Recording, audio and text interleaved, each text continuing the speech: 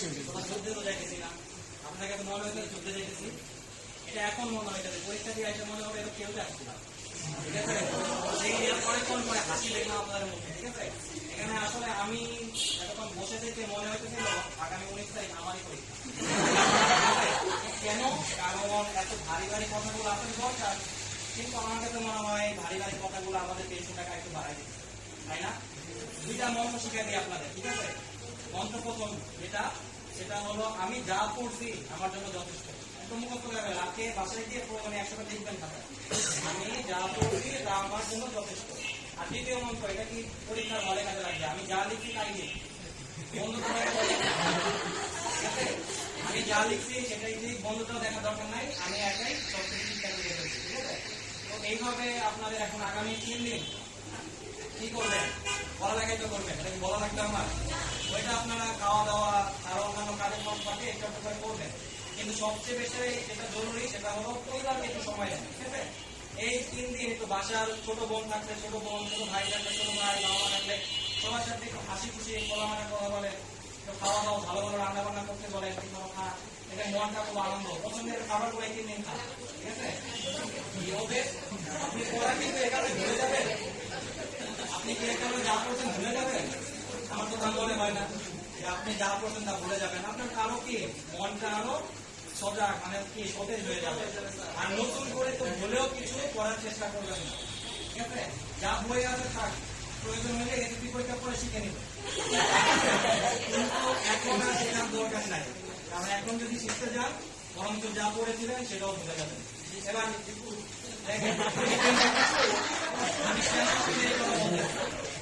যখন আমি আপনাদের মতো পরীক্ষাতে ছিলাম, আমার বাবা প্রত্যেকটা পরীক্ষা আমাকে বলতো যে দেখো নানি, বাবা তোমাকে যতটা ভালোবাসি, পরীক্ষা যদি খারাপ করো ততটাই ভালোবাসবো।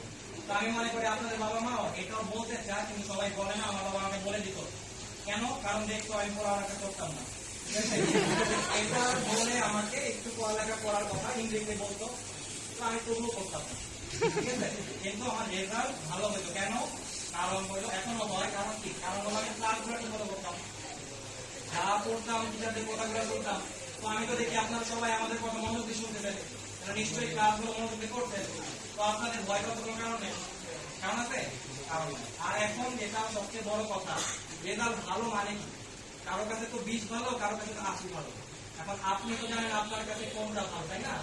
একটা এটা আমি বলবো একটা থিওরি বা একটা ফিলোসফি এরকম আছে, যেটাকে বলি আমরা গোল্ডি লক, ঠিক আছে? গোল্ডি লক।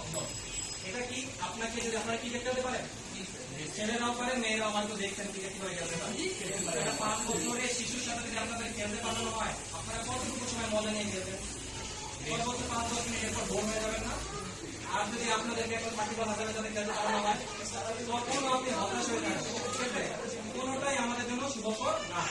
আমাদের কোথায় থাকতে হবে? একটা মিডিয়াম একটা স্থানে থাকতে হবে, যেখানে আমরা জানি আমাদের ক্যাপাসিটি কতটুকু। এখানে আমরা প্রত্যেকে একই রকম ক্যাপাসিটি নিয়ে বসে নাই, এটা চিরন্তন সত্য একটা কথা। কারো ক্যাপাসিটি ভালো, কারো ক্যাপাসিটি খারাপ। তাই বলে কি যে খারাপ, সে স্টুডেন্ট খারাপ, মানুষ খারাপ? কখনোই না। সে ওইভাবে চলতেছে, তার জীবনে ওইভাবে সাকসেস আসবে। আপনারা বলতে পারবেন এখন আমেরিকা প্রেসিডেন্টকে? Joe Biden. তার আগে কে ছিল? তার আগে কে ছিল? অনেক কঠিন প্রশ্ন করতেছে, তবুও পারতেছে। পারতেছেন না? এটা কি বই পড়তে না? এবার একটা মজার তথ্য দেয়, বারাক ওবামা যার নাম বললেন, সে পদত্যাগ করছিল বা সে অব্যাহতি নিয়েছিল দায়িত্ব থেকে কত বছর বয়সে? তখন তার বয়স 55 বছর। আর আমাদের যে ডোনাল্ড ট্রাম্প সাহেব ছিল, সে কি করতো জানেন? 75 বছর বয়সে প্রেসিডেন্টের দায়িত্ব গ্রহণ করতো। তো দুইজনের কাছে 20 বছর আগে পরে কেন তাকে ধরা দিল? ডোনাল্ড ট্রাম্প তো বুঝতেই পারতো, এটা নিজেকে বুঝাইতে পারতো যে 55 বছর তো কবেই পার হয়ে গেছে, প্রেসিডেন্ট হওয়ার মতো অবস্থা আমার আর নাই, বুঝতে পারতো না? আমরা কিন্তু এটা বলে আমাদের জমায় রাখি। আসলে আমাদের কারো সাকসেস আজকে আসবে, কারো আসবে পরশু দিন, কারো মৃত্যুর আগের দিন তো আসবে, এটা ছিল, ঠিক আছে? এবার আরো 3টা মন্ত্র শেখাবো। কি মন্ত্র বলেন তো? প্রথম মন্ত্র, এটা হলো আপনাদের ব্যক্তি জীবনে কাজে লাগবে। শুধু আমরা যে একজন ছাত্র এটা আমাদের পরিচয় না, আমরা একজন মানুষ। প্রথম মন্ত্র হলো এইটা যে আপনার সৃষ্টিকর্তা আপনাকে কি বলছে এটা কখনো ভোলা যাবে না, ঠিক আছে? এটা পরীক্ষার আগেও না, পরীক্ষার পরেও না, সৃষ্টিকর্তার কথা মানতেই হবে। দ্বিতীয় হলো বাবা মার যে সৎ আদেশগুলো আছে, বাবা মা যদি বলে আগুনে ঝাঁপ দাও, মনে করবেন এর মধ্যে কোনো একটা কারণ আছে, দিয়ে দিবেন না। বাবা মা দেখবেন সুন্দর করে সেখান থেকে রিপ্লাই নিয়ে আসবে, ঠিক আছে? কখনো সন্দেহ করবেন না বাবা মা কেন বলে। কারণ বাবা মা বলে নিশ্চয়ই তার এই সম্পর্কে জ্ঞান আছে, যেটা আমার আপনার নাই। ঠিক আছে? আর তৃতীয়টা সবচেয়ে গুরুত্বপূর্ণ, 1 নম্বর আর 2 নম্বর কখনোই ভুলবেন না। ঠিক আছে? এটা হলো 3 নম্বর রুল। তো এই আপনারা এখন যথেষ্ট বড়, নিজেদেরকে কিভাবে কাউন্ট ডাউন করবে, কিভাবে জোশ, কিভাবে একটা টিম মধ্যে থাকবে, এটা আপনাদের উপর ছেড়ে দিলাম। পড়ালেখা ঠান্ডা মাথায় যতটুকু পড়ছে হালকা কথা প্রতিদিন 2 থেকে 2.5 ঘন্টা যাস। বইটা দেখবেন যে বইটা তো কয়েকদিন পরে মিস করবো আমি, আপনি পড়া হবে না, এটা শেষ দেখা। ঠিক আছে? বইটাকে দেখবেন ওরা শেষ দেখা যায়, আর তো কয়েকদিন পরে এই বইটা দেখা হবে না, এই জন্য দেখবেন বই থেকে অনেক কিছু পড়বে, অনেক কিছু শিখবেন, বই আসে আর বই পড়া দরকার নেই। ঠিক আছে? তো সকলের জন্য শুভকামনা। আর আপনাদের এখানে টিচার সবসময় প্রস্তুত আপনাদের সাহায্য করার জন্য। যদি এখন কোনো সমস্যা হয়ে যায় পরীক্ষা চলাকালীন সময়, যে কোনো সময় আমরা আপনাদের সবসময় সাহায্য করার চেষ্টা করবো।